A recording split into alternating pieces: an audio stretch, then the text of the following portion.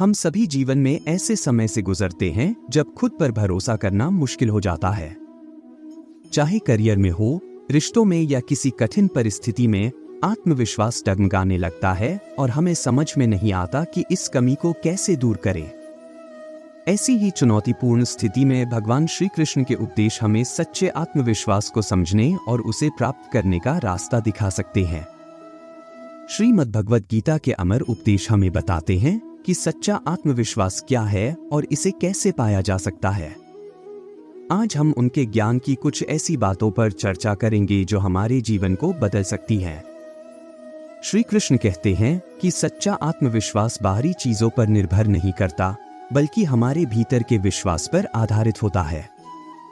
जब अर्जुन युद्ध के मैदान में खड़ा होकर अपने आत्मविश्वास को खो चुका था, तो श्री कृष्ण ने उसे बताया कि वह केवल एक योद्धा नहीं है, बल्कि उस परमात्मा का अंश है जो अजय और अजरमर है। आत्मा का यह ज्ञान ही सच्चे आत्मविश्वास की पहली कुंजी है। जब हम अपने भीतर की शक्ति को पहचानते हैं और समझते हैं कि हमारी आत्मा अजरमर है, तो हमारे भीतर एक अद्वितीय आत्मविश्वास का संचार होता है। हमें समझ में आता है कि कोई भी बाहरी परिस्थिति हमारी असली पहचान को मिटा नहीं सकती। श्री कृष्ण कहते हैं, कर्मण्येवाधिकारस्ते मा फलेषु कदाचन, जिसका अर्थ है कि हमें अपने कर्म पर ध्यान देना चाहिए, न कि उसके परिणाम पर। जब हम किसी कार्य को करते समय केवल उस पर अपना ध्यान केंद्रित करते हैं, तो हमारा आत्मविश्वास और भी मजबूत हो जाता है। लेकिन जब हम परिणाम की चिंता में रहते हैं, तो मन में अस्थिरता पैदा होती है और आत्मविश्वास कम हो जाता है। इसीलिए सच्चा आत्मविश्वास प्राप्त करने के लिए हमें फल की चिंता से मुक्त होकर अपने कर्म पर ध्यान देना चाहिए। यह समझना चाहिए कि परिणाम ईश्वर के हाथ में है, हमारा कर्तव्य केवल कर्म करना है। इस विचार से हम डर और संदेह को पीछे छोड़कर निडर होकर अपने लक्ष्यों की ओर बढ़ सकते हैं। श्री कृष्ण हमें सिखाते हैं कि सच्चा आत्मविश्वास न तो अहंकार में होता है और न ही दूसरों से तुलना करने में। कई बार हम अपना आत्मविश्वास दूसरों से तुलना करके बनाते हैं, लेकिन गीता में श्री कृष्ण बताते हैं कि आत्मविश्वास हमारे भीतर की स्थिरता और शांति से उत्पन्न होता है, न कि बाहरी तुलना से। जब हम खुद को दूसरों से ऊपर मानने की कोशिश करते हैं, तो वह आत्मविश्वास नहीं बल्कि अहंकार होता है। सच्चा आत्मविश्वास वह है जो बिना किसी तुलना के हमारे भीतर स्थिरता और संतोष का भाव लाता है। जब हम अपनी योग्यता और काबिलियत को बिना तुलना के स्वीकार करते हैं, तभी सच्चा आत्मविश्वास उत्पन्न होता है। श्री कृष्ण हमें सिखाते हैं कि मन का संयम ही आत्मविश्वास की सबसे बड़ी कुंजी है। अर्जुन के प्रश्नों के जवाब में श्री कृष्ण ने बार बार कहा कि जो व्यक्ति अपने मन और इंद्रियों को नियंत्रित कर लेता है, वही सच्चे आत्मविश्वास का अनुभव कर सकता है। मन का संयम और आत्मनियंत्रण हमें जीवन के हर क्षेत्र में निडर बनाता है।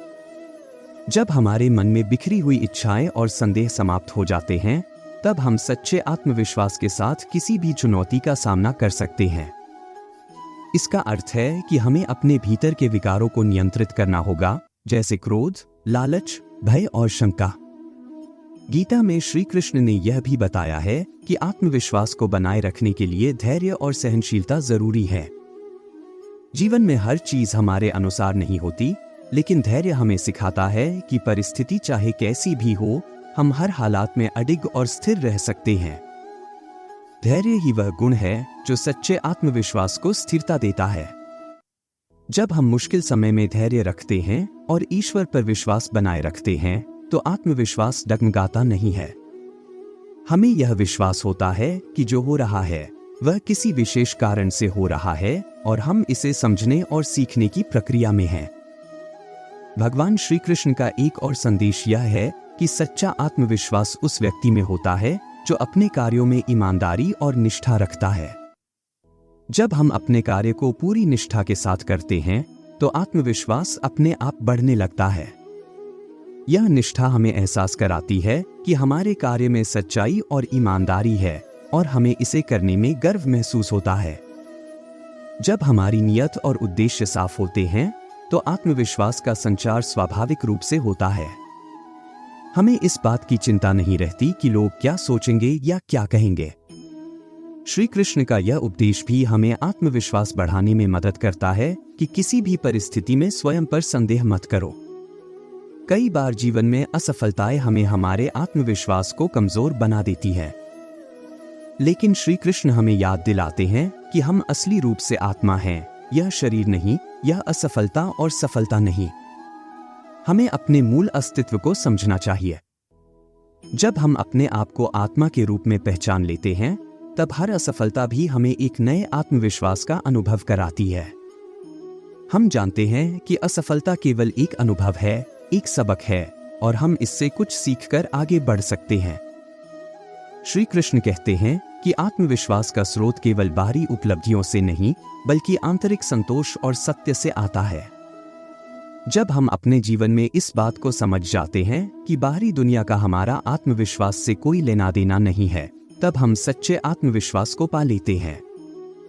यह आत्मविश्वास बाहरी प्रशंसा और सफलता से नहीं, बल्कि हमारे भीतर की सच्चाई से आता है। हमें ईश्वर में आस्था रखनी चाहिए और यह समझना चाहिए कि जो भी हमारे जीवन में घट रहा है, वह ईश्वर की योजना के अनुसार हो रहा है। इसलिए अगर आप सच्चा आत्मविश्वास पाना चाहते हैं, तो श्री कृष्ण के इन उपदेशों को अपने जीवन में अपनाएं। अपने कर्म पर ध्यान दें, फल की चिंता छोड़ें, दूसरों से तुलना करना छोड़ें और अपने भीतर के गुणों और योग्यताओं को समझें। मन को नियंत्रित करने का अभ्यास करें, धैर्य और सहनशीलता को अपनाएं और अपने कार्यों में सच्चाई और निष्ठा का भाव रखें। जब आप इन बातों को जीवन में अपनाएंगे, तब आपके भीतर सच्चे आत्मविश्वास का उदय होगा। याद रखें, आत्मविश्वास एक ऐसी शक्ति है जो हमें हर परिस्थिति में आगे बढ़ने की प्रेरणा देती है। श्री कृष्ण की यह शिक्षाएं हमें बताती हैं कि आत्मविश्वास हमारे भीतर ही छुपा हुआ है और केवल इसे पहचानने और अपनाने की आवश्यकता है। यह आत्मविश्वास हमें हर संघर्ष में अडिग रखता है और जीवन को एक नई दिशा देने में हमारी सहायता करता है।